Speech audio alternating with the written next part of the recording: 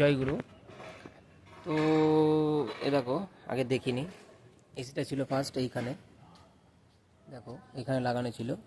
তো কাস্টমার একটাই প্রবলেম হচ্ছিল যে ওইখান থেকে সার্ভিস করা যাচ্ছিল না, যার কারণে একটা টেকনিশিয়ান এসে এইখান থেকে নামিয়েছে।